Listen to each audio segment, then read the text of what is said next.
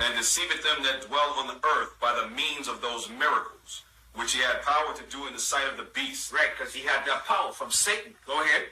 Saying to them that dwell on the earth that they should make an image to the beast. That they should make an image to the beast. Back then, in the beginning stage, an image to the beast was what? Back in the early part of the Roman Empire, what was the image to the beast that they made? Eagle. The eagle and what else? The image of Cesare Borgia. That was. And first and foremost, I want to give all praises, glory, and honor to Yahweh, by Hashem, Yahweh Shai, by Hashem, Rachak, Wadash. Double honors to the apostles and elders of Great Millstone. Salutations, much love and respect to you, Akim, out there pushing this word out in truth and sincerity. I was listening to this last night. You know, it's from the elder in Baltimore, Karata Zaba. And, you know, he found this clip of the HODC elders speaking on the mark of the beast, but also they were speaking on the Roman, how the image of the beast is the eagle and Cesare Borgia, which is completely incorrect. Okay, completely incorrect. That stood out to me yesterday. I was like, what the hell is he talking about? But this is what happens when you just wing it, you know, and you're not coming under the men of the Lord that Yahweh Shem Shai set up and learning the correct breakdowns. This is not the correct breakdown to that. All right. First of all, the beginning of the Roman Empire was 625 BC. Okay. And they say it ended around 425 BC or something like that, around 400, not BC, AD, right? Which really that was Jake ruling, okay? Since about, around 100 BC, 100 AD, excuse me, Jake was ruling. Jake came into rulership. So that's not really correct. When we're dealing with the Roman Empire, we're really speaking about the Edomite Roman Empire, the Western Roman Empire rulership, okay? Or the 12 different Caesars, right? From Julius Caesar all the way to Domitian, if I'm not mistaken, right? So I believe that was the last one, right? Of the Edomite Caesars, or one of the last. And yeah, so, you know, don't quote me on that. I have to go look that up again. But the point is this, that was way before Cesare Borgia. Cesare Borgia, this individual, right, who they repainted as the Lord, okay, because before it was Serapis Christus, which he's probably the same individual coming into reincarnation, most likely, right? He was on the scene in, let me see, go back here actually. He was on the scene going back to what? He was born September 13th, 1475. Okay, 1475, the 15th century. All right. And he died in the beginning of the 16th century. So this is way, way after the Roman Empire, the ancient Roman Empire. This is way after that. This was at the beginning of the Renaissance period. All right. So that breakdown right there is disqualified. And the eagle, come on, man, you got to be joking. That's not the image of the beast. Come on, man. Like I said, that's what happens when you wing it, you know. This is Revelations 13 and verse 11. I'll start at 11. It says, "And I beheld another beast coming up out of the earth, and he had two horns like a lamb, and he spake as a dragon." Right? We always break that down to two horns, you know, this democratic republic type system. All right, which you have that in all these different countries, Canada included. You have the liberals, you have the conservatives, which is nothing more than the liberals being equivalent to the Democrats, the conservatives being equivalent to the Republicans. Okay, you have the same thing in England and around these different beast systems. Okay, and it says, and he had horns like a lamb, right? Which the lamb is something a creature that's docile, is harmless, right? But it says, and he spake as a dragon. Now the dragon is what? The voice is what? The draconian laws that he's able to implement. You know, their plans, the things that they're saying that they're going to do. It's draconian. And you're going to see that implemented in these coming, I would say, months. After this election, I would say in months, you're going to see, you know, them dragon teeth starting to show. Okay, for real, for real. Whoever the next president may be, you know, we'll see. You know, but you know, I see Donald Trump getting up in there. But we'll see. We'll see what happens, man. It can go either way, right? But if he gets in there, I always said he's going to be the biggest tyrant you ever seen.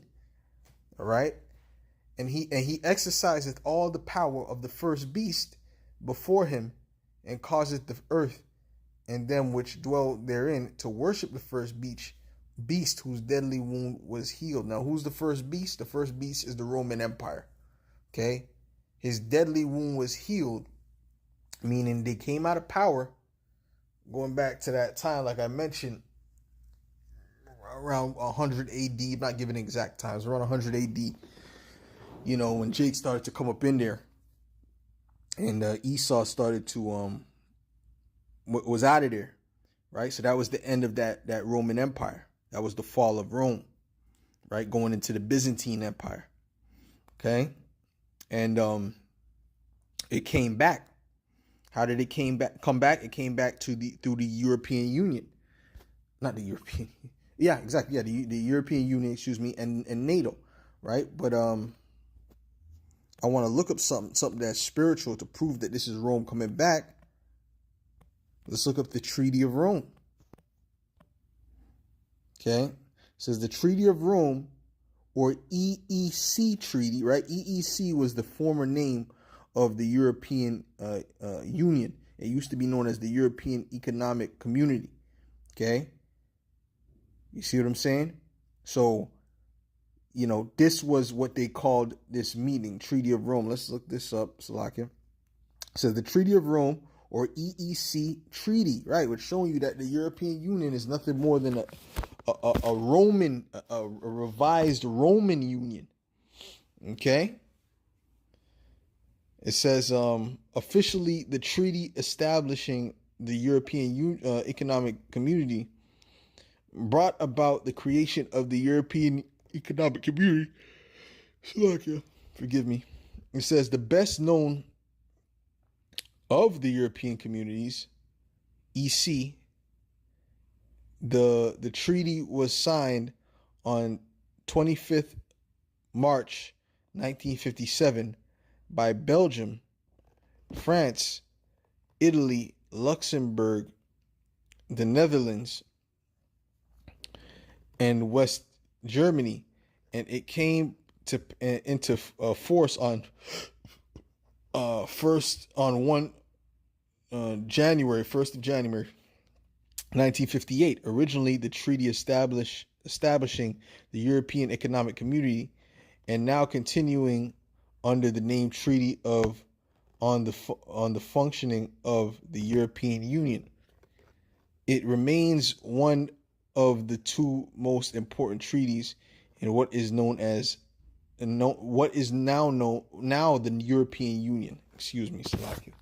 Okay, so this was the treaty that they came with in 1957, right? And when they were creating the European Union, which was formerly known as the EEC, European Economic Community. So the fact that they called it the Treaty of Rome in itself was very spiritual, okay? Because that was the coming back of the Roman Empire, all right?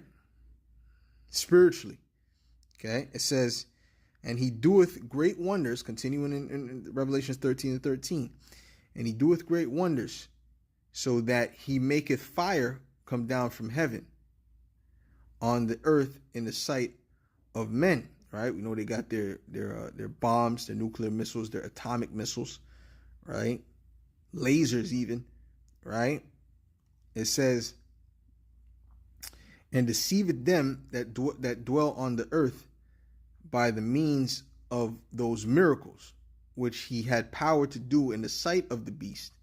Right, and the miracles go into his technology, right? Because when you drop the nuclear bombs, right, when they learn to split the atom, Oppenheimer and these different scientists learning to split the atom, which Heavenly Father put it in their mind to learn that. I believe he got that in a dream, if I'm not mistaken.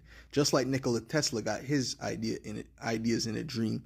Just like Terrence Howard, right, who was an actor, but really he's a genius, right? Got his ideas in a dream, and he said it was an angel that brought him into a house and showed him these different shapes and how he was able to come up with those different ideas, right? Which Esau tries to suppress that. Esau, when you see he speaks about that, Esau, the Edomite, the Amalekite, he was getting uncomfortable. He was like kind of scoffing at that, But that's the facts. That's the facts of the matter. These things are given from the heavens, okay, for the purpose of the Heavenly performing the Heavenly Father's will on earth. It says, and deceiveth them that dwell on the earth by the means of those miracles, which he had power to do in the sight of the beast, saying to them that dwell on the earth that they should make an image to the beast, which had the wound by a sword and did live. Right, now the beast, like we said, is the Roman Empire. Right, the image is the likeness of the Roman Empire. They should make a system in the likeness of the Roman Empire. Let's go into this word image. Okay, and this is just like the Roman Empire, a new age form of the Roman Empire. Okay, one thing Rome was known for was charging you for everything. They try to find they try to charge you for as much as they possibly could, right? Taxing you for everything, charging you for everything. And that's what they do. Gradually, you're getting charged for more and more and more, to the point they're even trying to charge you for your carbon usage. That's how they're trying to get to that point, and they're going to get to that point. They're trying to get to that point, with the C-hip.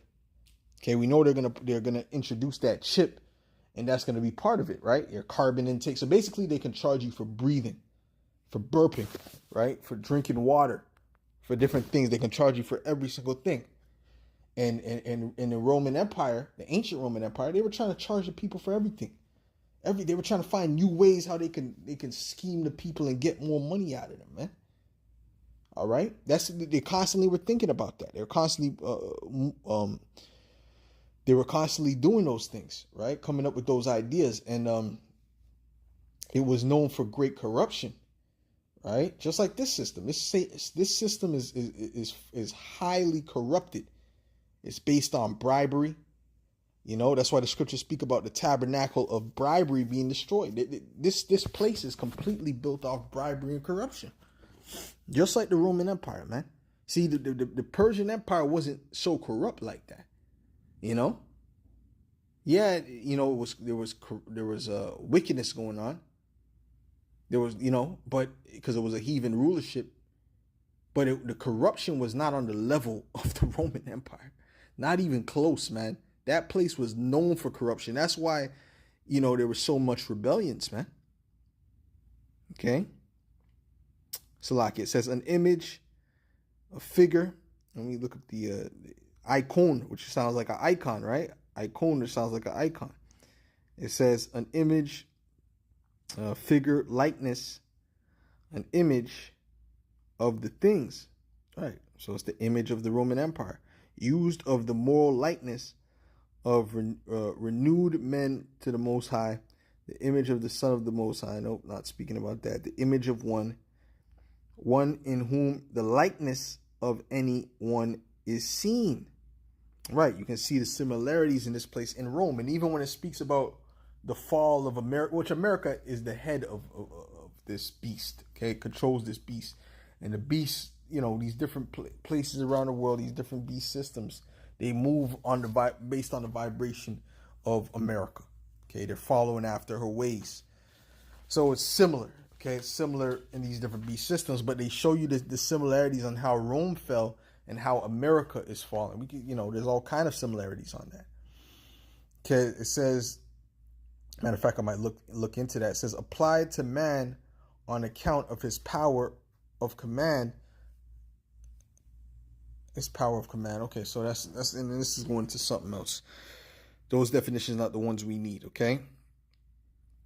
Okay, let's go down here. It says likeness, i.e., literal, statue, profile, or figuratively, representation, resemblance, right? Now, if I come here and I say Rome and America, similarity. See, it pops up here. Let's see. Well, they have some similarities here.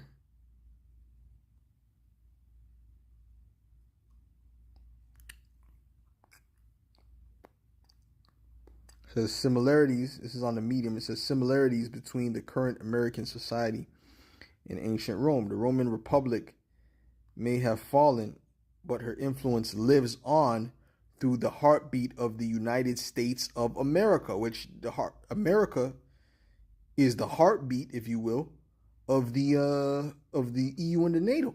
Okay, NATO and the EU, because they're the ones that's controlling things.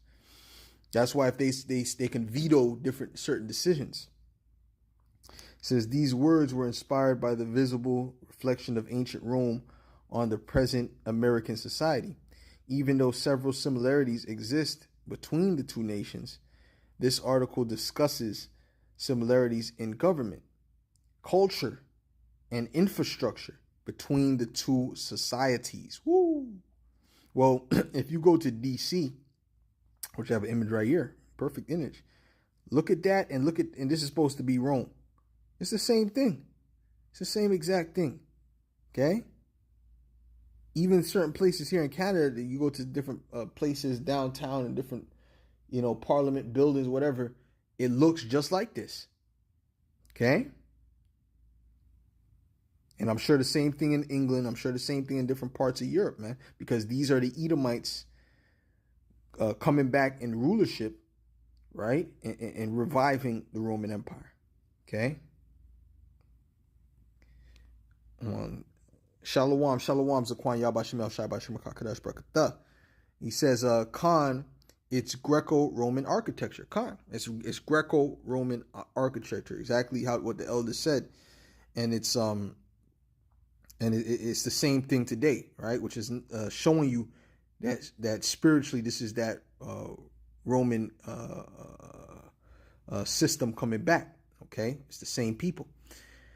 Salaki, it says, even though several similarities exist between the two nations, this article discusses similarities in government, culture, and infrastructure between the two societies. Ancient Rome and present-day America share similar systems of government. When constructing the new government, the founding fathers of America looked to Rome for inspiration. You see that? So they were trying to conjure up the spirit of Rome when they were creating America.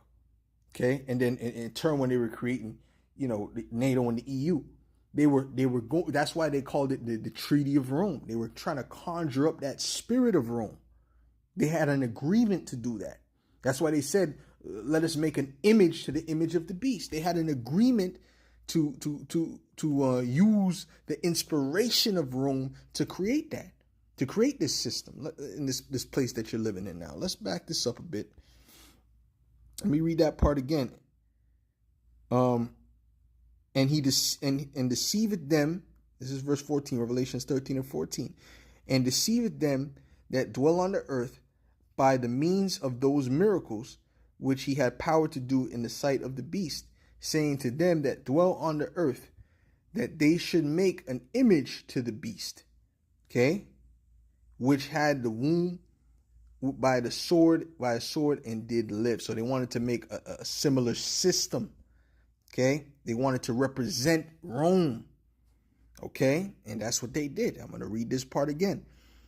It says, when constructing the new government, the founding fathers of America looked to Rome for inspiration. Okay?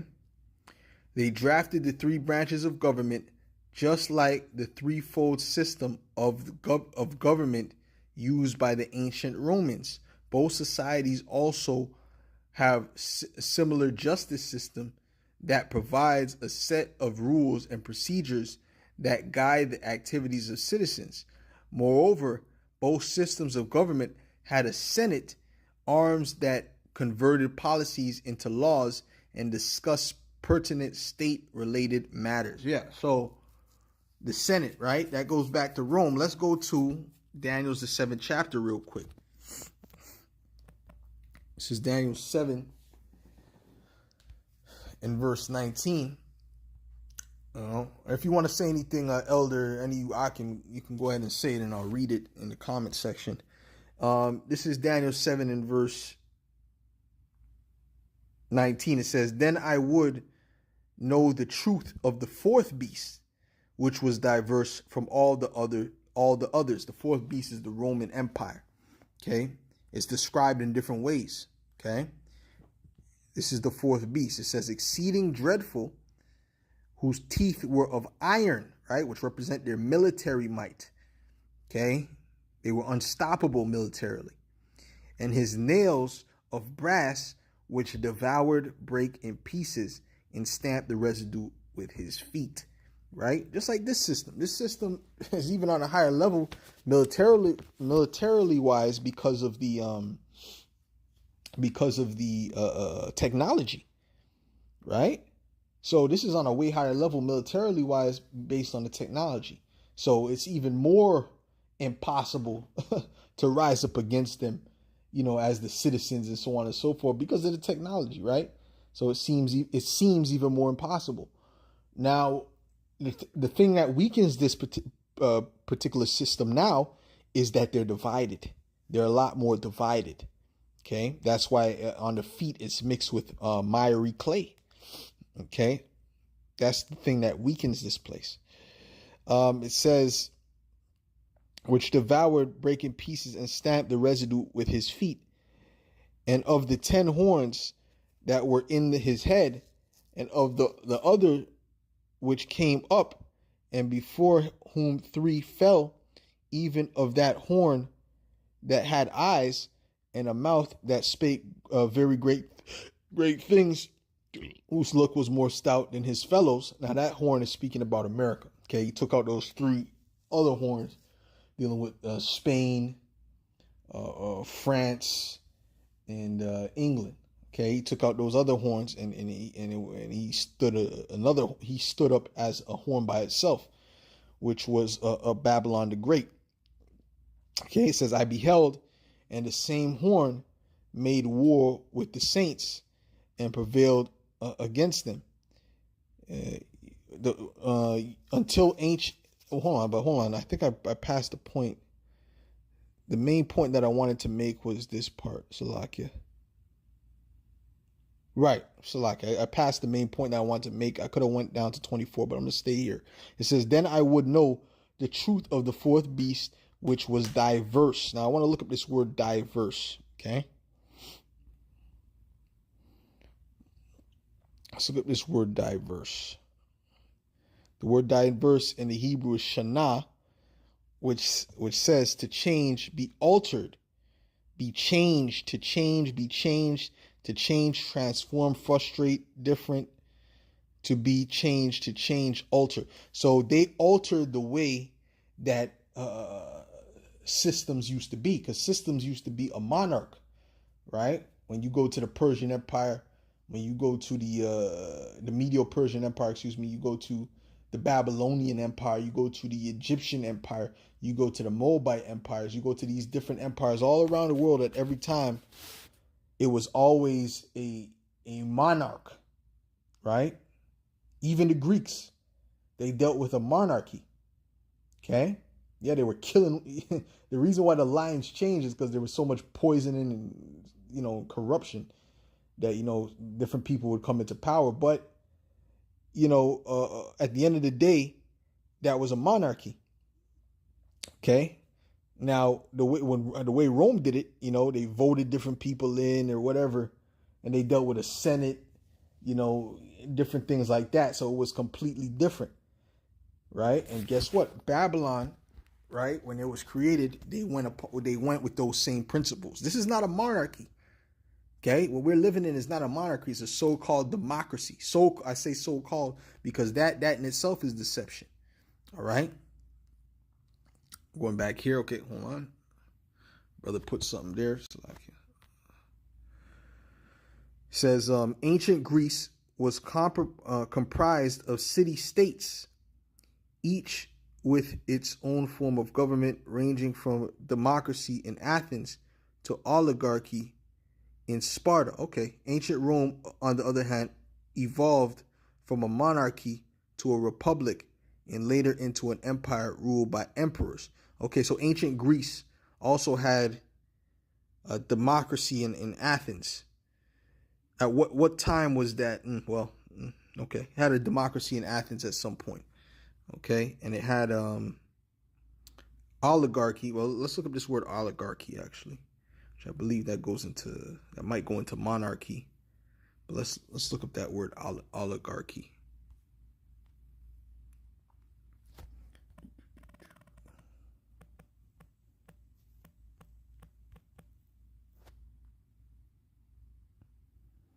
A small group of people having control of a country, organization, or institution. Okay, so okay. So it was a small group of people. But okay, let me look this up real quick. Was Greek?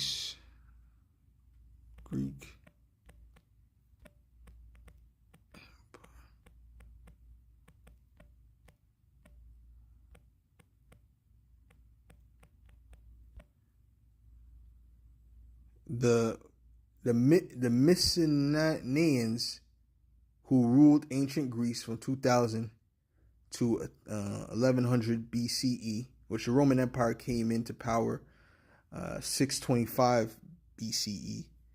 Okay, were warriors peoples who established monarchies to rule their kingdoms. The king of each city-state lived in lavish fortresses, palace in the capital city. Beyond the capital city was an outlying network of villages. It says, okay, the Mycenaeans. Okay, I'm dealing with the. Let's see this. Because honestly speaking, Alexander, he passed that on to his four generals, because he didn't have no son, or he didn't have no children. Hold on, let me see something. Did Alexander have children? Alexander didn't have any children. He didn't have any children. I know that for a fact.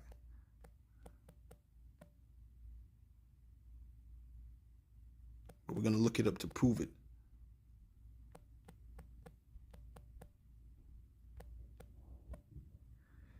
Doing some research, y'all. This is Alexander the Great, Alexander IV of Macedon. So he had a child. Okay, I thought he didn't have a child. Hold on, let me see. Alexander IV, sometimes erroneously called Agus, in modern time was the son of Alexander the Great, Princess Roxana. So he did have a son. Okay, he did have a son. How old was his son? Let's see. Hold on. He was born in what time?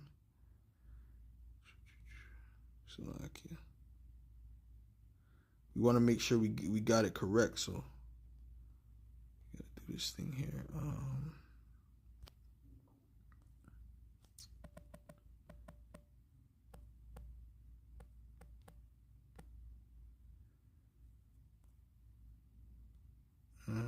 He died at 309 BC, but when it doesn't say when he was born,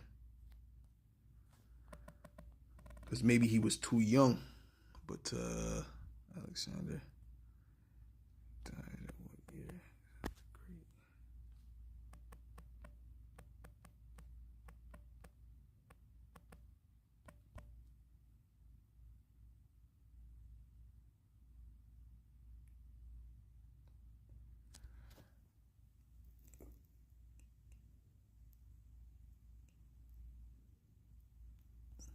Okay, so Alexander died at 32 years old at 323 BC, and it doesn't show the date when his son was born, but we know that he passed it on to his pursuing the Maccabees to his 4 generals.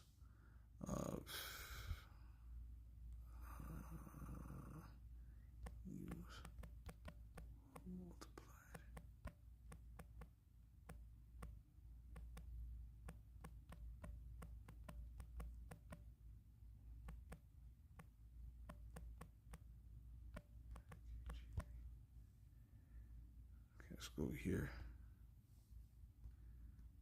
This is First Maccabees 1 in verse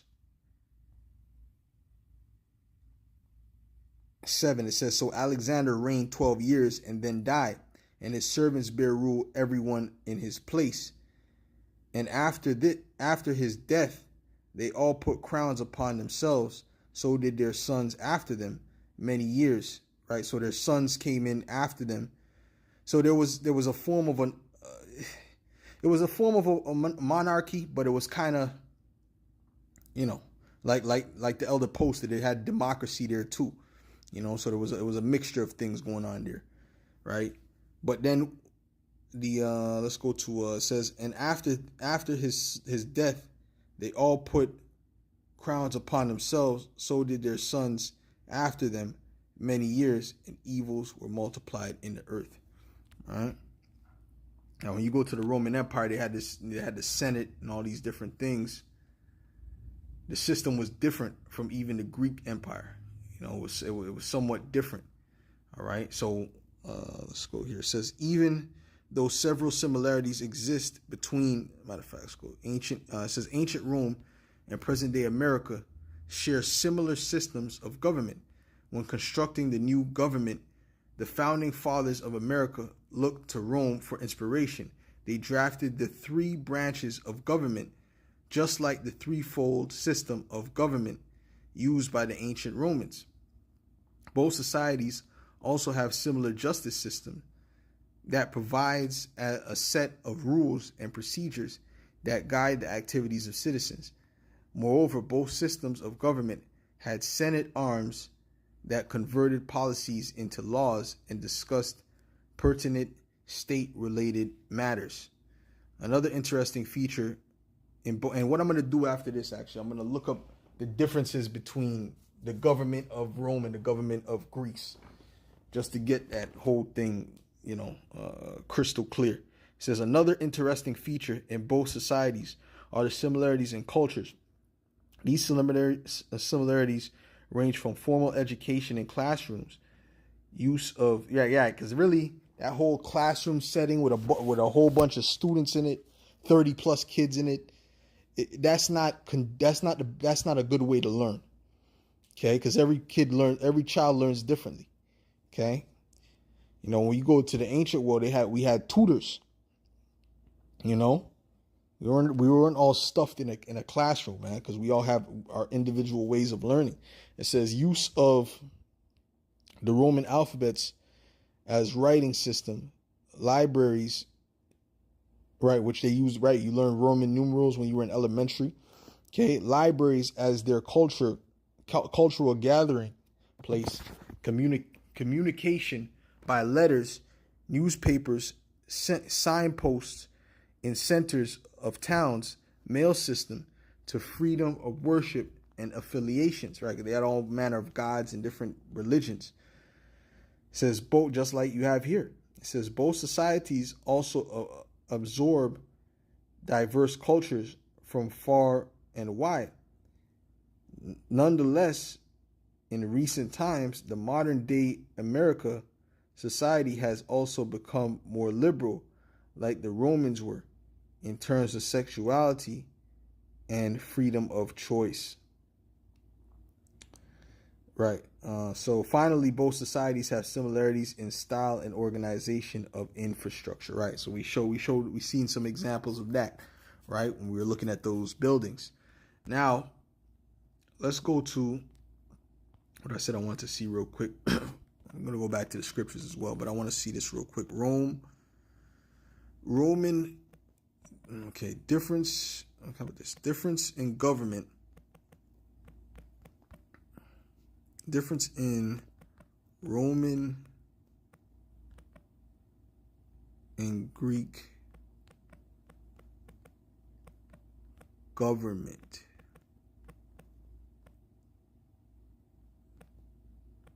Let me put ancient here just in case.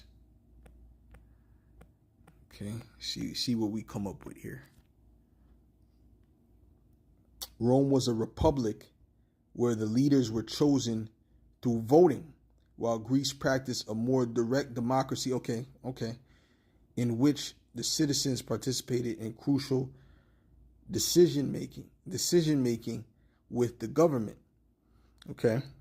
Okay. So it says Rome was a republic where the leaders were chosen through voting, while Greece practiced a more direct democracy in which the citizens participated in crucial decision making within the government. Let's go here. It says the Greek democratic and Roman Republic governments each had their own positive and negative aspects, making them similar yet exclusively different. Both have had tremendous influences on governments in our modern world. Rome was a republic where the leaders were chosen through voting, while Greece practiced a more direct democracy in which the citizens participated in the crucial decision making within the government. This paper will attempt to diagnose the fundamental similarities of each government coupled with the not so obvious differences. Based on the evidence from each type of government, it is clear that each were similar and different in numerous ways, in particular the way each government showed content. The second major similarities between ancient Greek and Roman civilizations was that the citizens voted on who to make their elected officials. However, the difference was that each culture differed in their definition of a citizen. The Greeks only recognized native-born males having the right of citizenship. Women and slaves could not be citizens and therefore could not vote. The Romans, on the other hand, recognized foreigners residing within Italy as half citizens, giving them full legal rights, but not the right to vote. Greece mostly voted into office people of middle to upper class citizens, whereas Rome only voted in the rich 10% of their population. Okay, so both of them were democracies. Okay, which was, let's see here. Let's see what's going on here. It says,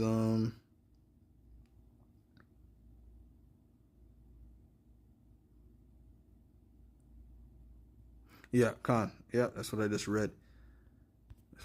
Yeah. So they were both democracies, but they were different types of democracies because they had, one of the reasons they had different rules for the people that can vote.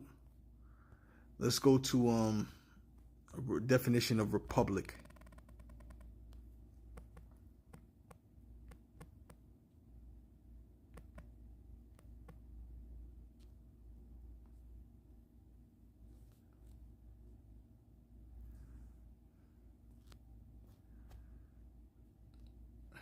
What is a republic versus a democracy?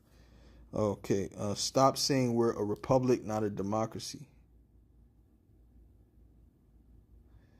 I don't like your So like I'm just doing some research here. I'm looking, we gotta. So like it says republic definition meaning. Okay, republic. A government having a chief of state who is not a monarch and who in modern times is usually a president. Right. So it's not a monarch. The person who's in power is not a monarch, meaning he's not the son of, the last person that was ruling. Okay? It was not passed down, in other words. A political unit having such a form of government. A government in which supreme power resides in a body of citizens entitled to vote and is exercised by elected officers and representatives responsible to them and governing according to the law, right? So it's supposed to be in a body of citizens entitled to vote, right? But when you go to the Roman Empire, you know, the criteria were different than the Greeks had as a criteria for people voting, right? Right. But the key there is that it's not a monarch. When you go to a democracy, technically it could be a monarch. If if it could be like, it could be, in other words, it could have been his son. You know, they could be voting between the sons. You know, it all depends. It all depends, right? All depend on the situation. But let's go back to the scripts. I want to go back to Revelations as well. But yeah, let's go back to Revelations 13th chapter. Okay, it's Revelations 13. No, let's go to Revelations 13.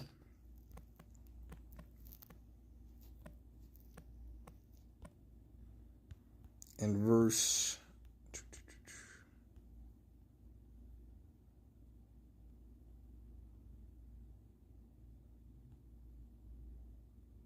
15, it says, "And he had power to give life unto the image of the beast, that the image of the beast should both speak and cause as many as would not worship the image of the beast should be killed." Okay, so the image of the beast being this system, right? So you have to, completely bow down to this system, right? Or else you're going to be put to death. That's going to be one of the criterias, okay? And part of that is going to be taking that mark. And he causeth all, both small and great, rich and poor, free and bond, to receive a mark in their right hand or in their forehead, which we know is the microchip. Okay? And that no man might buy or sell save he that had the mark or the name of the beast or the number of his name. Here is wisdom. Let him that hath understanding count the number of the beast, for it is the number of a man, and his number is 666. That's the ultimate way that you can worship the image of the beast, is taking that mark. Because you're saying, I'm fully with this system. I'm down to do whatever it takes to be a part of this system, including taking this mark, this digital ool inside of me. Okay? So the image of the beast has nothing to do with Cesare Borgia. Cesare Borgia was not even around any time close to when the image of the beast, to when the beast was first created. Okay? Speaking about the Roman Empire. Not even close. Okay? Cesare Borgia came in the scene, as we read before, in 1475. Right? So that's way after. So that statement is obviously, that doesn't make any sense. All right? But guess what? The image of the beast, the ultimate way for you to worship the image of the beast is to take that mark. So if you take that mark, you're finished. All right? So Lord willing, this is edifying to the elect, and I'll say shalom.